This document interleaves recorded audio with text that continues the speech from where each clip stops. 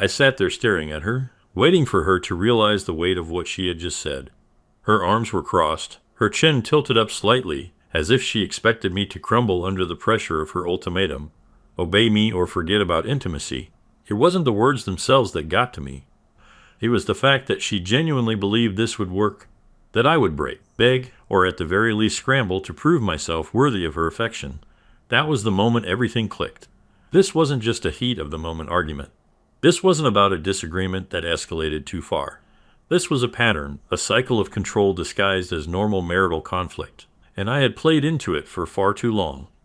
I laughed, a genuine amused laugh, the kind you let out when something is so absurd that it barely feels real. Her eyes widened for a second, caught off guard, but she quickly masked it with a scowl. "What's so funny?" she snapped.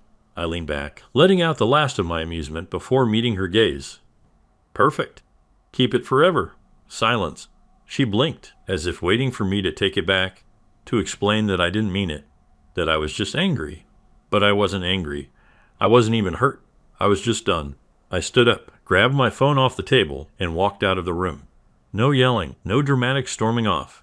Just a quiet, firm departure for the first time in our relationship. I didn't feel the need to explain myself. I didn't care to fight for her understanding or prove why she was wrong. Let her sit with it, let her realize that this time her tactics wouldn't work. I walked into the bedroom, grabbed a pillow and a blanket, and moved to the guest room without a word. No door slamming, no passive-aggressive remarks, just space. She didn't follow me. Not immediately. She must have assumed I just needed time to cool off. That in an hour or two, I'd come back, apologize, and try to smooth things over. Maybe she thought I'd try to make a deal with her, offer some kind of compromise to earn back the intimacy she was withholding. But she had nothing I wanted. I lay down in the guest bed, staring at the ceiling, letting the realization settle in. I wasn't afraid of losing her. I was relieved. The next morning, I woke up early, feeling lighter than I had in years. There was no tension in my chest, no sinking feeling in my stomach, no pressure to fix what she had broken.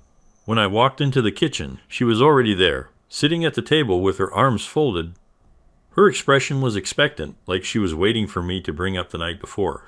I poured myself a cup of coffee and sat down across from her, completely unfazed. She cleared her throat. "So, are you done acting childish?" I took a sip of my coffee, letting her words hang in the air. Then I smiled. "Yeah, actually, I am." Her eyes narrowed slightly, not understanding. She was waiting for the argument, the plea, the negotiation. None of it came. Instead, I finished my coffee, stood up, and walked away. That was the first crack in her confidence. The first moment she realized that something was different. She didn't know it yet, but this was the beginning of the end. She didn't know what to do with the silence. For years, every fight followed the same script. She'd push, I'd resist, she'd escalate, and I'd eventually cave. Whether it was by apologizing just to end the argument, or by giving her exactly what she wanted to avoid another drawn-out conflict. But this time, I gave her nothing. No reaction, no anger, no desperate attempt to fix things. I simply stopped engaging. I went about my day as if nothing had happened. I left the house without explaining where I was going. I came back without looking for her. I only spoke when necessary, and even then, my words were short, neutral, emotionless. And she hated it. At first, she pretended not to care. She'd roll her eyes when I walked past her without a word. She'd scoff when I ignored her passive-aggressive remarks. But after a couple of days, the act started to crack. The first real sign of panic came when she tried to test me. I was in the living room scrolling through my phone when she walked in and dropped onto the couch across from me. She didn't speak right away, just sat there, waiting for me to acknowledge her. When I didn't, she sighed dramatically. "So, this is how it's going to be now." I didn't even look up. "What are you talking about?" I asked, my tone flat. This whole ignoring me thing. You think this is normal?" I finally glanced at her. "I'm not ignoring you." "Oh, really? Because it sure feels like it." I shrugged. "I'm just done wasting energy on useless conversations." Her jaw clenched. "Oh, I see. So, because you didn't get your way, now you're throwing a tantrum." I actually laughed at that one. A tantrum? I was the calmest I'd ever been. She wasn't used to this. She was used to me trying to fix things, used to me taking responsibility for problems she created. She was used to having the upper hand. But now, she had nothing. The real shift happened later that evening. She was standing by the sink after dinner, waiting for me to say something. I could feel it. Her desperation growing. Normally, this would be the moment I'd break, where I'd try to repair the damage and pretend like things could go back to normal. Instead, I grabbed my glass of water, took a sip, and walked out of the kitchen without a word. And that was the moment she finally realized. She was no longer in control.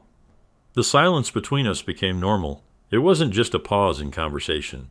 It was a complete shift in how I approached my life.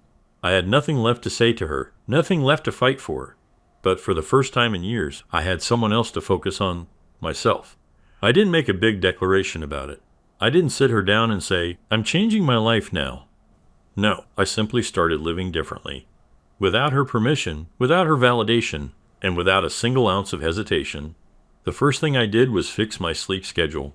For too long, I'd been caught in a cycle of restless nights, lying awake replaying arguments in my head, trying to anticipate the next inevitable conflict. But now, I went to bed early, in my own space, and woke up feeling clear-headed. Then I started hitting the gym. I signed up at a place nearby, nothing fancy, just a basic place where I could lift, sweat, and rebuild myself from the inside out.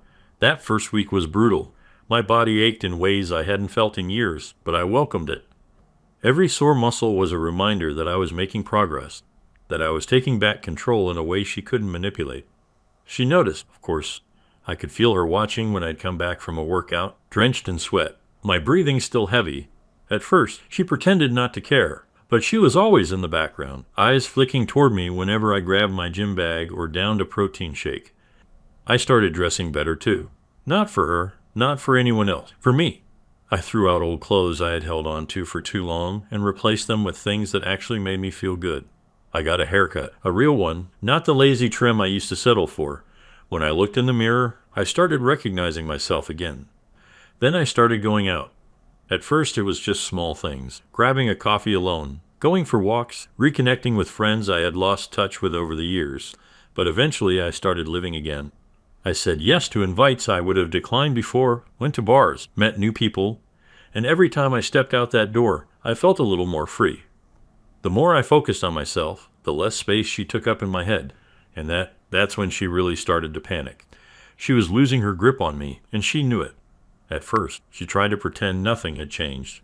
She acted indifferent, rolling her eyes whenever I left the house, making snide remarks about my gym routine, or scoffing when I walked past her in a crisp new outfit. But I could see it, the way her confidence cracked just a little more each time she realized I wasn't reacting. Then, the shift happened. It started small. One night as I walked past her to grab something from the kitchen, she accidentally brushed against me, something she hadn't done in weeks. A few nights later, she lingered at the doorway of my bedroom, the one I had moved into, leaning against the frame as if she had something to say. But she didn't.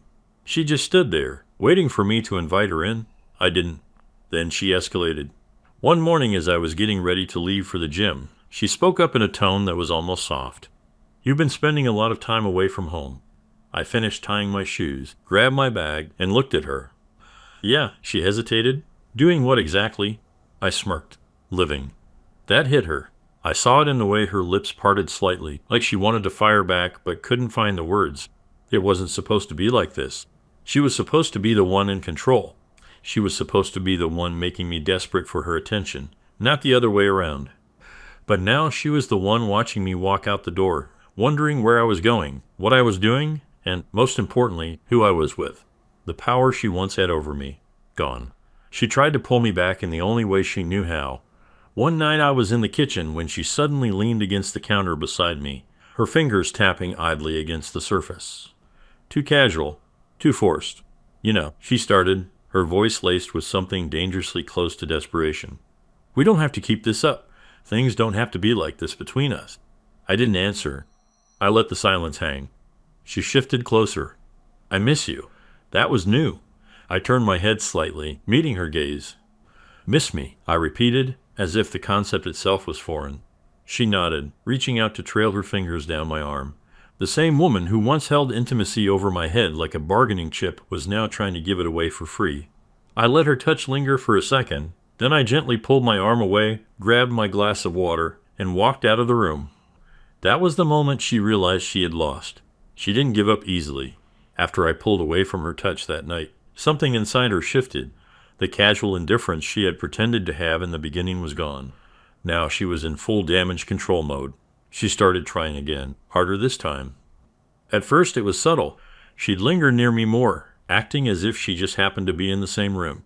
She'd accidentally sit closer to me on the couch. She'd ask meaningless questions, pretending to care about my day, when we both knew she never had before.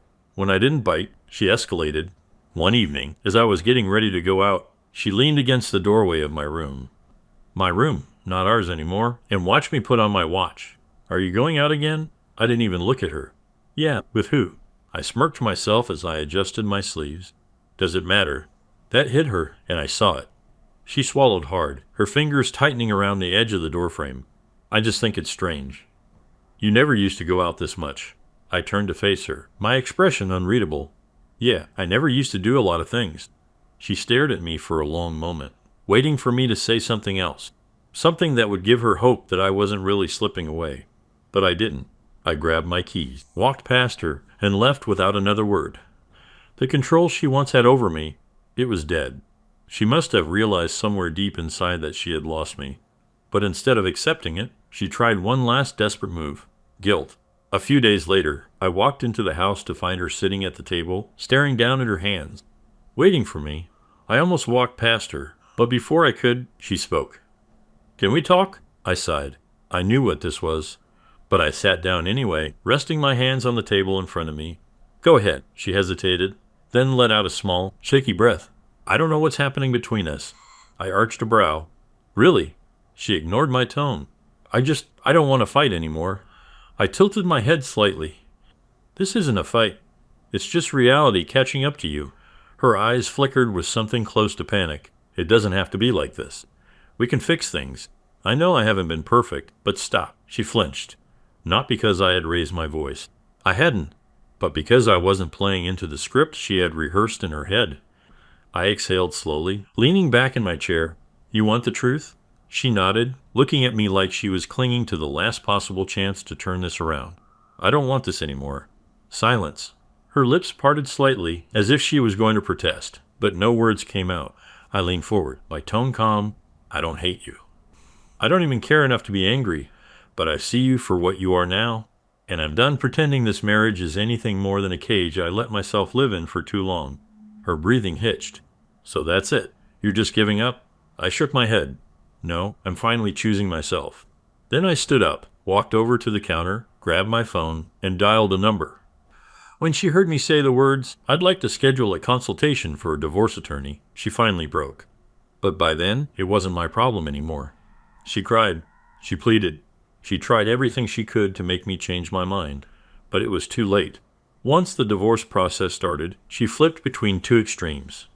Some days she was furious, throwing accusations at me like it would somehow reverse what was happening. Other days, she played the victim, acting as if she was the one being abandoned. Neither approach worked. I had nothing left to give her. The best part, I didn't feel guilty, not even for a second. The old me would have agonized over this. Second-guessed himself, wondered if maybe, just maybe, there was something left to salvage. But now, I felt nothing but relief. I moved out before the paperwork was finalized. Packed my things in silence while she stood in the doorway, watching. This isn't fair, she whispered. You're just walking away like I meant nothing to you. I zipped up my suitcase and turned to her, my expression unreadable. No, I'm walking away because I finally realized I meant nothing to you. She opened her mouth, but I didn't wait for her to respond. I grabbed my bag, walked past her, and left that house, her house, for good. Life after her? It was better than I could have ever imagined. I got my own place, a space that was finally mine. No tension, no manipulation, no walking on eggshells, just peace. I continued working out, continued dressing better, continued saying yes to new experiences. I met new people, went on dates, not because I needed to prove anything, but because I could, and I thrived. Meanwhile, she didn't. Word got back to me through mutual acquaintances. She wasn't handling the divorce well. She was spiraling, trying to act like she was fine while everyone around her could see that she wasn't. She had spent so long controlling me that she never considered what would happen when I was gone. And now, she was the one drowning in regret. I never looked back, not once. I didn't need revenge. I didn't need her to suffer. I didn't even care what she did anymore, because I was free. And that was all that ever mattered. Our story has come to an end. I'll be waiting for you in the next story. See you soon.